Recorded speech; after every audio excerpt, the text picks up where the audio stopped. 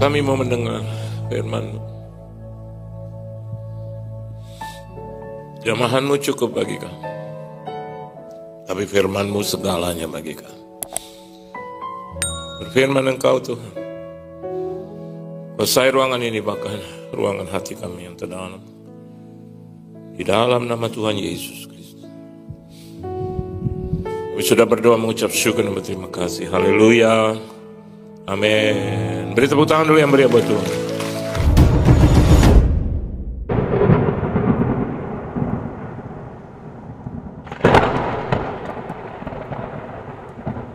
Silakan saudara duduk. Shalom saudara. Kita butuh Tuhan. Amin saudara. Siapapun kita. Walaupun Anda merasa sudah cukup. Tapi kita butuh Tuhan. Bahkan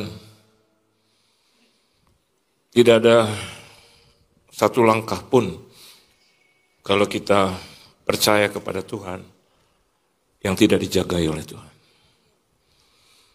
Dia pribadi yang sempurna sudah. Kalau tidak, saya tidak akan mengatakan itu. Saya tidak akan pernah mau berlelah-lelah begini. Buat apa? Anda pikir saya kegeeran berdiri di hadapan saudara dengan beban yang berat. Tadi saya katakan. Dari tadi malam saya berdoa dan Tuhan bawa saya ke satu level. Dan dia katakan, iya memang melayani itu perlu. Tapi di akhir daripada pelayanan adalah bagaimana kasih itu ditumpahkan. Itu. Anda boleh menjadi pribadi yang terkenal, dikenal, punya banyak hal, tapi kalau nggak punya kasih, kosong. Di ibadah pertama saya mau berdoa, tapi saya pikir saya tidak punya cukup waktu. Itu alasan. Karena penuhnya ruangan dan firman itu mengalir gitu. Tapi dimulai dari seorang anak muda di sana yang memiliki penyakit yang retarded, teriak-teriak terus di ibadah, tapi dengan muka yang senang. Saya hampiri dia, tapi ternyata dia saya doakan, tapi yang butuh adalah di sebelahnya. Seorang ibu yang ternyata dari awal saya khotbah dan nangis. Dan dia bilang, saya datang ke tempat ini dengan meninggalkan anak saya yang ada di rumah sakit. Dalam keadaan paru-paru basah. Dan dokter sudah menyatakan sesuatu yang, ya, kadang kalau kita mendengar kabar itu, saya menempatkan diri, mau mencoba menempatkan. Kalau itu, if the baby or the daughter itu adalah anak saya, kan rasanya. Dan ibu ini bilang, saya mencintai Tuhan, Pak. Karena Tuhan yang sudah memberikan anak itu kepada saya. Dan saya minta tolong melalui Bapak. Kiranya Tuhan juga menjamah anak. Wow. Umanya menangis terseduh-seduh. Ada umanya. Selesai saya berdoa buat dia dan juga buat the retarded one. Saya keluar, ternyata banyak yang minta didoakan. Aduh. Sampai akhirnya istri saya, tahulah istri, Anda tahulah istri kan di mana-mana sama. Pak makan, Pak makan. Pak ayo makan, Pak makan. Sampai dia mau tuntun saya. Ini lebih penting daripada makan. Gitu. Karena kan Tuhan bicaranya sama saya. Dia bilang doakan. Semua, maaf kata ada anak perempuan cantik. Kakinya udah mencong. Tangannya. Tapi cantik. Dia liatin saya seolah-olah dia nggak punya penyakit. Dia bilang, oh, masih kecil. Saya tanya, kenapa begini? Dia sebut itu penyakitnya. Dia bilang kalau Tuhan yang Bapak wakili, kiranya dia boleh menyembuhkan. Satu keluarga besar, dari buyut, cicit, cucut, yang tertua umur 92 tahun. Saya rasanya terpukul. Wow. Maaf ya saudara, saya hanya bicara tentang diri saya sendiri. Kalau hanya cuman khotbah, gitu, itu kan dulu yang Tuhan mau saya layani. Ternyata bukan cuma itu. The soul, jiwa. Belum lagi seorang putri yang dia baru dioperasi. Ada tanda kayak apa laba-laba. Gitu. Dan bilang, Pak ini supaya jangan bengkak lagi. Si kecil, 4 tahun. Digendong oleh upahnya. Saya mau berkata kepada saudara, setiap jam ya Tuhan, kita merindukan dia. I want to tell you something. Kalau sampai hari ini kita, maaf, ada dalam keadaan sehat, banyak bersyukur. Amin. Banyak bersyukur. Saya lihat ada beberapa juga yang wajahnya ada hutang-hutang gitu. Percayalah saudara, Tuhan akan bayar itu. Dia akan bayar. Yang teriak kencang amin itu yang banyak hutang itu. Saudara. Saya dulu pikir hutang saya banyak amat, gimana mungkin? Kerjaan juga nggak punya. Tapi Tuhan, excellent, extraordinary, wonderful. Semuanya milik dia. Dan saya juga membayar, banyak orang suka bilang, enak aja ya dia ngomong. Dia nggak ngerasain sih. Coba dia berjalan dengan hutang. Coba dia berjalan dengan penyakit. Pasti dia nggak semudah itu untuk mengkritik. I've been through, saya lewati itu. Dan ternyata, obviously, my God is an awesome God. Tuhan saya. Jaminannya dia. Oleh sebab itu jangan tukar Yesus. Amin. Cewek, cowok yang menurut Anda keren. Nggak ada yang keren. Tuhan yang membuat dia jadi keren. Ya. Keren. Teman baik saya menikah dengan keren. Saya udah bilang ini saya kenalin bagus. Not my type, not my type. Saya bilang di typing aja. Not my type. Udah kayak orang geli. Saya sebenarnya sakit hati juga gitu. Saya bilang ini orang baik. Sampai ini cowok bilang, udahlah Pak. Enggak, karena saya tahu kamu orang baik. Anak Tuhan, raja. Tapi dia selalu bilang, saya ngomong dia, Pak, hari ini berbanding terbalik. Suka nanyain. Cowok itu masih, kawin. Sama siapa? Sama orang yang enggak ngini. Dia nikah juga duluan. Sama siapa? Penipu. Muka bisa baik, tapi bisa penipu. Lebih baik kelihatannya tukang tipu. Padahal baik, sudah. Betul nggak? Teman saya memang saya bilang, muka lu sedikit itu kayak gitu ya. Bright. Memang udah begini Pak, muka saya gitu. Kalau ngomong terbata-bata. Tapi, pekerjaannya ini ibu cuman menangis. Kalau ketemu saya dari jauh, ngapain kamu? Habis dipukul Pak sama suami. Karena suka begitu.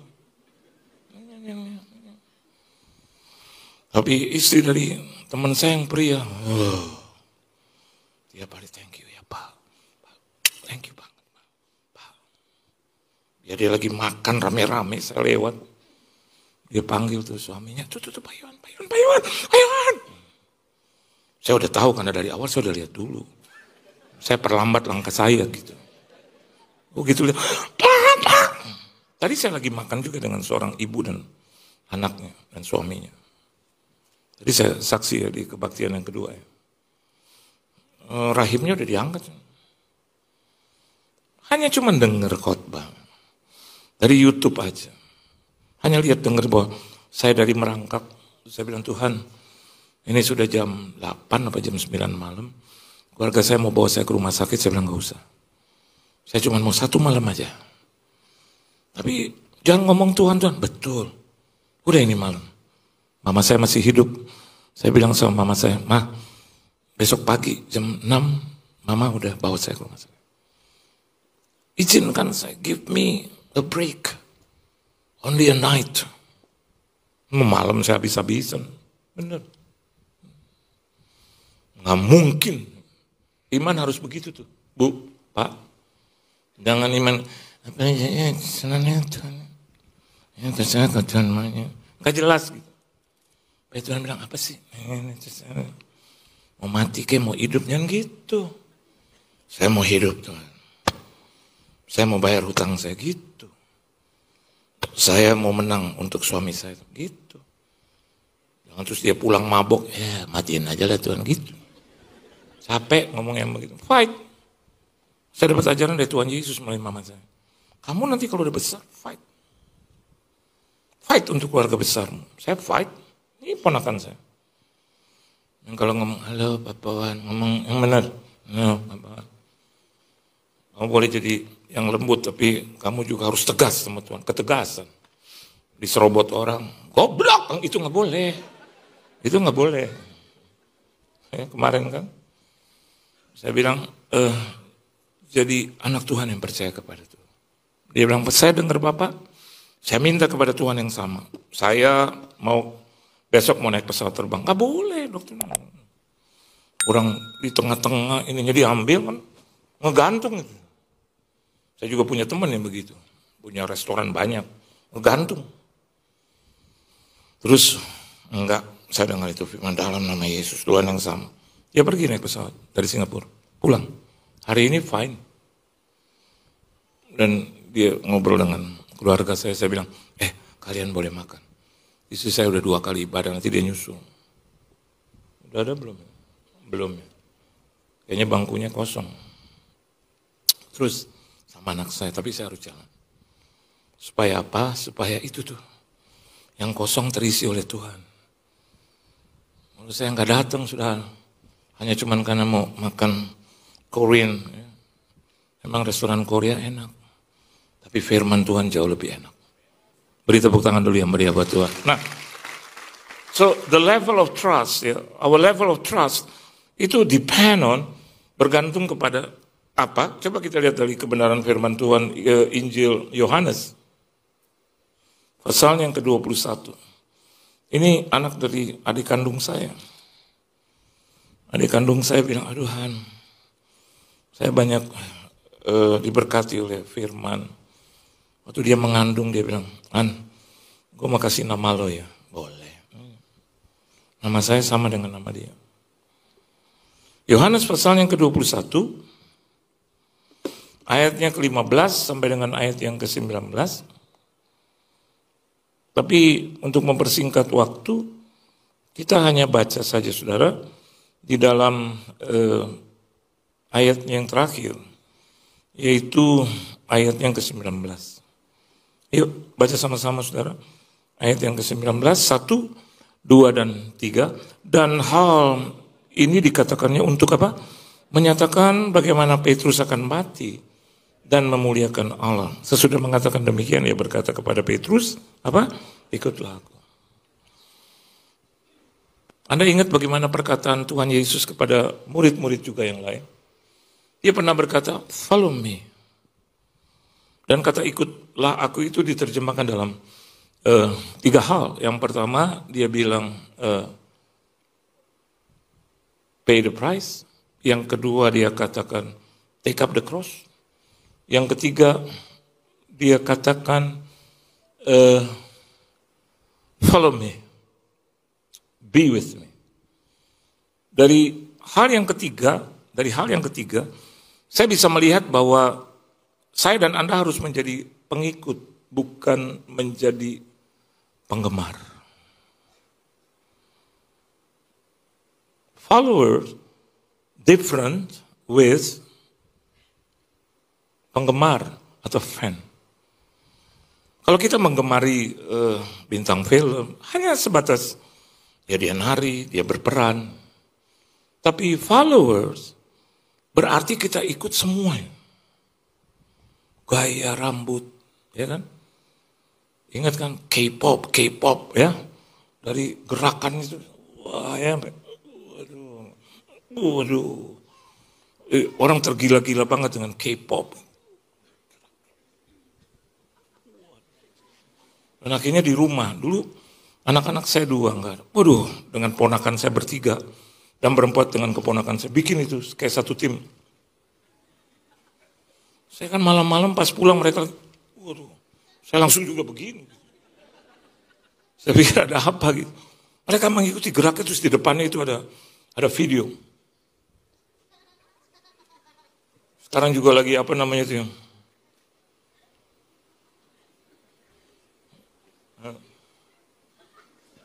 anak saya bilang, Pak yuk Pak kita bikin. Udah tua gue.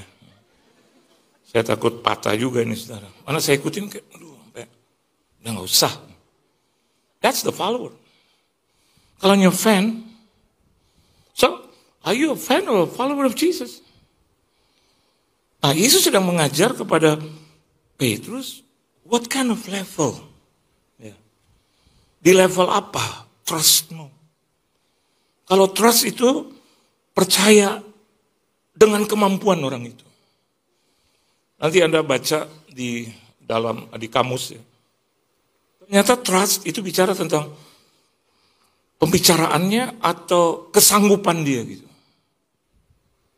Kalau saya dan Anda percaya kepada Yesus, juga harus percayakan kemampuan. Jangan jadi orang yang mengikut Yesus tapi nggak percayakan kemampuannya gitu. Di dalam satu level apapun kita harus percaya gitu. Dengan kemampuan dia bahwa dia bisa memutar balikan segala sesuatu. Saya pernah punya satu cerita. Ipar saya udah meninggal. Satu hari dia bilang kepada istrinya menjadi adik kandung saya. Adik kandung saya juga sudah meninggal. Jadi sekarang mereka menyaksikan dari surga. Jadi kalau saya bohong-bohong bisa dikelepak kepala saya. Ini ceritanya. Ipar saya datang terus, nah nama anak saya Rina. Aduh. Dia duduk di meja makan. Aduh. Adik saya tanya, kenapa? Kenapa? Ini anak dari bos. Jadi dia punya perusahaan, sekarang tender kepada perusahaan besar swasta. Supaya dia memenangkan itu. Peluangnya masih 50-50. Karena juga banyak perusahaan lain, tapi dia sudah biasa untuk sub di situ. Sekarang ada tender Jakarta Selatan. Saya nggak usah sebut gedungnya, saya nggak usah sebut nama perusahaan terkenal. Terus adik saya bilang, kenapa? Ini nggak dapat lah proyek itu. Kenapa? Tadi lagi jamuan makan untuk semua perusahaan-perusahaan. Dia deket dipanggil sama putrinya, kesayangan dari bos. Dia bilang, sini. Ipar saya mendekat. Terus dia panggil papanya pemilik owner. Pak, papanya menepir, dia bertiga.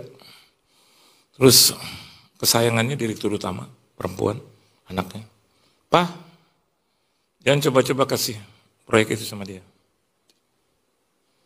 Ipar saya bilang, kenapa? Kok gitu, ada apa, salah apa? Enggak, pokoknya nggak usah kasih. Aku lagi benci banget sama dia. Gitu. Apa? Benci. Bukan bucin ya, benci. Ipar saya salah apa?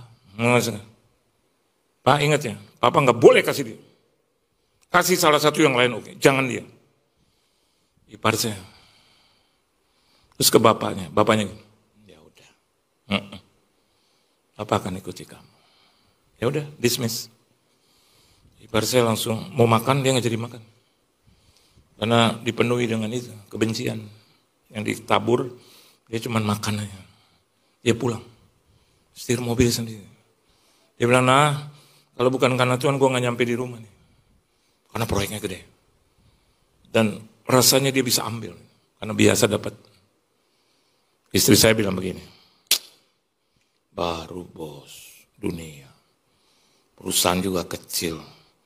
Baru juga cuma di Jakarta Selatan. Masih ada Jakarta, masih ada Pulau Jawa, masih ada Indonesia, masih ada Asia, masih ada ASEAN, masih ada, jadi ngomong gitu, adik saya, sampai ada dunia. Dan lo tahu nggak, pemiliknya adalah Yesus Kristus. Ipar saya tahu. Di zaman dulu juga saya tahu. Kita punya persekutuan ya Pak. Persekutuan saya seluruh hamba Tuhan terkenal Indonesia. Pernah khotbah di situ. Benar. You can name it.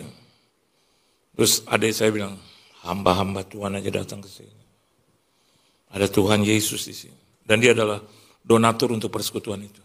Dari makan sampai hamba Tuhan, pemain musik, singer, worship leader.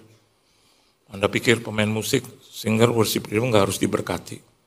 Harus, kalau nggak dia pencetnya di tengah-tengah, di awan-awan. Kenapa? Ya ada yang di Depok tinggalnya, ada yang di Bekasi. Nah ini pengusaha di ipar saya. Ini, jadi akhirnya semua not diteken. Udah. Adik saya bilang, nanti minta doa sama mama. Ditelepon mama cuma bilang, ada Tuhan. Itu aja dia. Ayo, Endrina, mulai nanti malam kita ketemu di udara jam 12 malam. Dia selalu punya kekuatan jam 12 malam. Yuk, sampai jam berapa ya Ma? Jam 3 gitu. Ada saya, jam 3. Kan proyeknya juga gede, doanya juga harus lama. Halo, banyak orang punya masalah besar, cuman haleluya Tuhan. Amin. Puji Tuhan. Bayar jangan lupa 7,3 miliar hutang saya. Amin. Terus orang bilang, oh Tuhan penjawab doa. I know. Tapi nggak ada bayar harga di situ. Udah. Terus dia doa. Sampai terjadilah tender itu dibuka. Seperti biasa, ipar saya nggak mau datang. Ya nggak usah, udah kalah. Ibu saya bilang, datang. Bagaimana kau bisa lihat mujizat kalau kau nggak datang? Tapi makan udah kalah. Siapa bilang kalah? Belum diputuskan. Datang. Kau harus lihat nanti jawaban doa. Dia pasti tolong kamu. Datang. Ipar saya cuma deket pintu dan longo-longo di saksi. Orang kalah begitu tuh. Tiba-tiba putrinya panggil dia dari pundak. Hei Pak titik-titik, saya nggak usah sebut namanya. Pak, ipar saya, nggak masuk. Dia tadi mau bilang, kalah kan? Ayo masuk Pak. Tahu nggak? Dia bilang, yuk kita masuk ke ruang papa. Situ ada papanya. Putrinya bilang, Pak, tendernya harus yang menang dia ya. Yang goblok siapa? Yang gila siapa, yang goblok siapa? Cuman yang saya tahu begini, yang punya kuasa adalah Tuhan. Proyek itu dimenangkan dia. Perusahaan, swasta. Sampai dia bilang, sampai mati, aku akan gendong pekerjaan Tuhan. Sampai dia mati. Dia gendong itu persekutuan. Jadi level trust kita sama seperti Yesus berbicara kepada Petrus. Coba kita lihat. Ayat yang penting itu, Yohanes 21 ayat 15. Yuk, baca sama-sama. Saudara. Ini saya belajar juga dari apa yang terjadi, saya belajar dari apa yang tertulis, sehingga akhirnya saya bisa menyampaikan sesuatu yang baik buat saya. Yuk, baca sama-sama Yohanes 21 ayat 15. 1, 2, 3. Sesudah sarapan, Yesus berkata kepada Simon Petrus, Simon, anak Yohanes, apakah engkau mengasihi aku lebih daripada mereka ini? Jawab Petrus kepadanya, benar Tuhan, engkau tahu bahwa aku mengasihi engkau. Kata Yesus kepadanya, gembalakanlah domba-domba. Pertanyaan yang sama juga Tuhan berikan kepada kita. Do you love him more than anyone else? Kenapa Yesus harus bertanya seperti itu? Karena dia tahu bahwa Petrus adalah pribadi yang dia pilih sedemikian rupa. Dan dia juga harus mendengar dari mulut Petrus, apakah betul-betul Petrus itu berkompeten untuk menyelesaikan pekerjaannya. Apa sih Pak kompetensi? Apakah kamu memiliki wewenang untuk menjalankan perintah dan tugas itu? Apakah Anda merasa layak? Apakah Anda merasa penting Tuhan dalam hidup? Kalau Anda merasa memiliki wewenang dan penting Tuhan dan pekerjaannya, saya yakin dan percaya Anda tidak akan pernah meninggalkan Tuhan. Enggak akan pernah. Karena bagi Anda, Tuhan itu penting. Halo. Lebih penting dari jodohmu. Lebih penting dari kekayaanmu. Lebih penting dari apapun. Dipertaruhkan itu, saudara. Bukankah dia bilang, carilah dahulu kerajaan Allah dan kebenarannya, maka semuanya akan ditambahkan kepadamu. Penting. Mungkin saya pernah cerita di sini. Oh, bulan lalu teman saya telepon, Pak, ini liburan, kemarin liburan. Apa itu liburan panjang? 2 minggu sebulan yang lalu. Pak, liburan, boleh dong kita jalan-jalan. Saudara saya jadi duta besar, baru dilantik presiden. Terus, jadi kita berkunjung ke sana, Pak. Aduh, mantap. Boleh Pak, mau? Dari sana kita ke Dubai, dari Dubai kita ke London. Aduh, senengnya. Tolong London dengan Pasar Senen, beda loh. Di mana? London. Visa udah diurus belum? Nanti saya urus. Kantor saya urus. Wow. Nanti saya bawa orang di situ. Bapak cuma kasih paspor. Bapak dan istrinya. Terus saya bilang, kenapa Pak? Anak gitu. Anak saya ada 2 kan. Terus dia bilang, ya boleh urusin aja. Tapi saya bilang, tunggu. Kenapa? Saya harus periksa jadwal dulu. Wah, mentok lagi. Aduh, ada yang di Bekasi, ada yang di Kerawang. Memang kalau cuman dibanding-bandingin, enakan London. Ketemunya sama pangeran. Yang ini nih, sekarang udara lagi panas, sana juga panas. Belum lagi yang Kerawang itu, ngomong, Pak Pendeta, salam. Salam. Jadi ya Pak ya, dengan Ibu Tamara kan ya? Iya. Sama Lita Zen ya Pak? Iya. Jadi Bapak pelayanan kan Pak? Jadi ya Pak, aku sediain makanannya ya Pak. Ikan mas sama ikan. Iya. Pak jadi bikinnya itu Pak, jadi Kerawang lewat terus. Iya. Dari Kerawang gak langsung ya Pak, ada setengah jam lagi. Iya. Liatin London, Kerawang. Antara Kerawang, Bekasi, London gak nyambung. Tiba-tiba ada suara itu bilang, kamu penting gak? Aku bagimu. Saya bilang liburan Tuhan. Kita kan suka munafik. Liburan, karena London kita bilang liburan. Bekasi kita bilang cuti aja. Bukankah kita suka diperhadapkan gitu? Sabtu ada ibadah. Ya, wakuncar, wajib kunjung pacar. Biasa lagi. Belum soal materi. Istri saya sampai, gimana Pak? Menurut kamu, aku jadi pusing nih Pak. Menurut kamu, terserah kamu. Dia memang bijak. Tapi waktu dia bilang terserah berarti dosanya ke saya semua nih. Kalau saya salah pilih kan. Mana ya Ma? Itu atlas tetap ada. London, Dubai. Enak ya? Free lagi. Aduh. Duduk-duduk ya. Makan. Telepon lagi 2 hari. Bu, ibu jangan bawa koper kebanyakan. Saya dengerin, istri saya sengaja kayaknya di speaker. Kenapa? Ya kan kita beli pakaiannya di sini. Saya bilang Tuhan bilang pakaianmu sudah dari sorga. Aduh Tuhan begitu melulu deh rohani. Tuhan. Saya lihatin istri saya, serah kamu imam, kamu pendetanya. Ini kan jadwal kamu. Terus saya bilang kan kamu yang isi, ya tapi kan buat kamu. Ya tapi kan kamu yang jadwalin, ya kan tapi kamu. Kan kita nggak tahu bahwa itu akan ditawarin ke London. Ya ini kan Kerawang, London, Kerawang.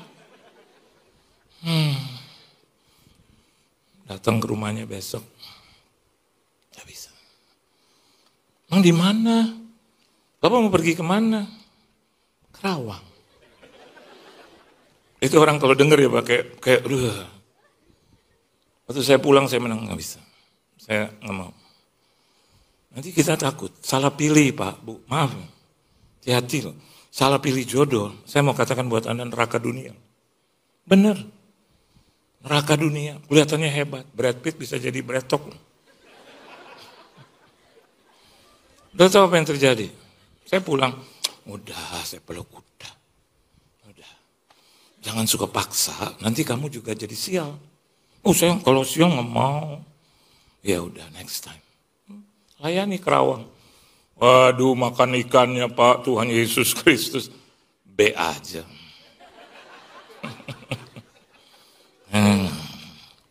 Pakai tangan.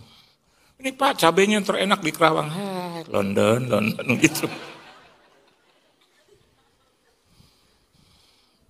Anda punya kompetensi nggak buat ini? Ya. Is God highest one than anything? Teori gampang Pak. Tapi pada saat Anda ditabrakkan dengan itu. Simon Petrus ditabrakkan dengan itu. Dia bilang, you know my heart. Keren.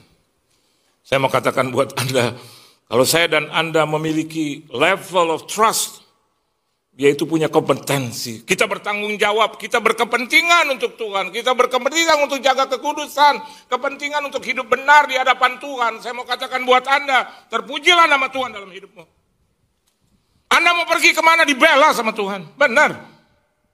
Nggak ada yang bisa bertahan menghadapi engkau, karena the power of God ada di engkau. Dia akan bilang, come on, pergi juga, besok saya pergi. Kemana? Itu yang tadi rahimnya diangkat. Kenapa dia harus dengar khotbah saya? Di mana? Di YouTube, di TikTok. Nggak kenal sama saya, sama sekali nggak kenal. Dan hari ini, yuk Pak, kapan Bapak mau pergi? Ini yang benar. Ini yang benar. Ya tutup firman Tuhan. Udah lewat, no. Gimana lihatin? No. Lihat lagi, no. Tinggal 38 menit. Yuk. Ayo, level kita di mana? Jangan norak. Jangan kampungan. Saya bilang sama Tuhan, saya nggak ngerokok lagi. Sampai kapanpun. Orang bilang, Pak ini rokok baru. Rokok lama aja gue nggak minum. Gue nggak isep.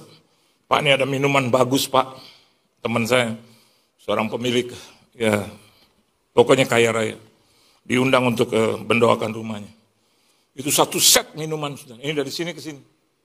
Waduh, saya bilang ini apa? Ini minuman. Terus saya bilang nanti kita minum sedikit ya Pak. Apa? Minuman dari titik-titik. Berapa ini? Hampir 1 M. Tuhan Yesus Kristus. Minuman segini 1 M. Oleh sebab itu saya belum minum Pak. Nah kalau untuk Bapak saya tahu bahwa Tuhan akan ganti. Enggak. Dikit aja. Enggak. Kenapa? Saya punya kepentingan untuk jaga ini. Enggak. Tapi sedikit aja Bapak rasain. Enggak. Jangan terus paksa-paksa. Nanti jadi sialnya. Dia bilang, oke Pak. Tapi yang ini mau nggak Pak? Ini 700 juta. Enggak. Yang suka godain saya udah dapat harta yang tak ternilai, Yesus Kristus. Sudah. Saya udah minum dia. Saya udah makan dia, tubuh dan darahnya kan. Udah. Ini udah suci, udah kudus, udah bersih, sebersih-bersihnya. Enggak. Saya udah janji sama Tuhan. Saya nggak mau terjadi apa-apa dalam hidup saya. Nanti kita, betul nggak? Naik pesawat, nggak turun-turun. Saya tanya Tuhan, tolong saya. Tuhan bilang, lo minum apa tadi? Aduh Tuhan. Saya mau berlaku kayak Yunus, tapi kan nggak berani Tuhan lemparkan saya. Kan nggak berani. Nggak ada parasit, saudara. Saya bilang, enggak lah. Jadi kalau pesawat lagi, pernah dari Surabaya, Jakarta, sepanjang 1 jam lebih. Malam lagi jam 12. Itu anak saya di sebelah saya, dia kan agak sedikit lemah jantung. Papa. Saya bilang, adek, kenapa Papa begitu? Ya kamu juga begitu sih. Yang berani cuma sama istri saya di sebelah saya. Nggak usah pada takut. Kita orang percaya. Kamu sering khotbah. Kenapa kamu jadi takut? Saya bilang, itu kan khotbah. Kan gue cuma ngomong. Kan ini ada kenyataannya nih. Pesawat, aduh. Istri saya nyanyi aja. Haleluya, mah jangan nyanyi itu. Nyanyi aja yang lain. Teret, yang itu yang enak. Ini kayak haleluya, kayak mau diajak gitu. Selamat juga bos. Terus saya bilang, thanks ya Lord. Terima kasih ya Tuhan. Amin. Walaupun orang bilang kalau kau sudah naik, berarti nyawa kamu udah berserah. Udah naik nih, udah gak bisa balik. Kita nggak tahu, saya punya sahabat seorang pilot. Maaf kalau saya ceritakan buruk, nggak bermaksud untuk itu. Bapak nggak tahu kan dulu, zaman dulu pilot. Anang tidur. Bener Pak, saya ngomong, aduh Tuhan Yesus. Bener nggak? Tapi Tuhan kalau kita juga hidup mempermuliakan, dia jagai kita. Naik apapun Anda tetap selamat. Tuhan memberkati, beri tepuk tangan yang meriah buat Tuhan. Tunduk kepala kita doa. Kami bersyukur, berterima kasih, kami ada di level trust, kami punya kompetensi untuk selalu melibatkan, selalu menomorsatukan, mempermuliakan Tuhan. Manusia, situasi, kondisi di sekeliling kami tidak masalah, yang penting hubungan kami dengan Tuhan. Engkau penting, sangat penting dalam hidup kami. Hanya Engkau yang kami tinggikan, muliakan, dan agungkan, tiada yang lain.